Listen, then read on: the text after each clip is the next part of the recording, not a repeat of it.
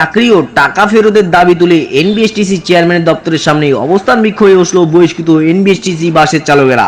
সোমবার দুপুরে তারা অবস্থান বিক্ষোভে বসে। রফিকুল ইসলাম নামে এক এনবিএসটিসি বাসের চালক অভিযোগ করে বলেন, মোটা অঙ্কের টাকার বিনিময়ে আমরা 2021 সালে 4 মাস চাকরি করি, এরপর বিনা নোটিশে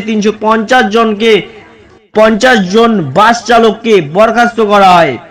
কাজের জন্য আমরা বিভিন্ন জায়গায় ঘুরেছি, চেয়ারম্যানকে বলেছি, কিন্তু আমাদের কাজ ফিরিয়ে পায়নি। তাই আমাদের কাজ ফিরিয়ে দিতে সঙ্গে সঙ্গে চাকরি দেওয়ার নামে যে টাকা নেওয়া হয়েছে সেটাই ফেরত পেতে আমাদের এই অবস্থান বিক্ষোভ। যতক্ষণ না আমাদের কোনো সুরা হচ্ছে ততক্ষণ আমাদের এই অবস্থান বিক্ষোভ চলবে। জানা যায়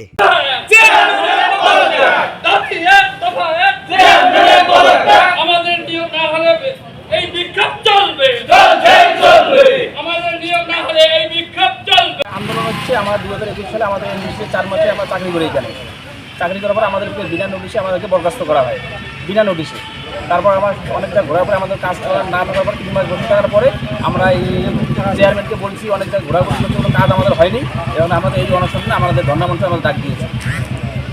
কতক্ষণ চলবে এই ধরনের? আমাদের অনশন যতক্ষণ আমাদের কোনো সুরাহা না হলে অনির্দিষ্টকালের জন্য চলবেই।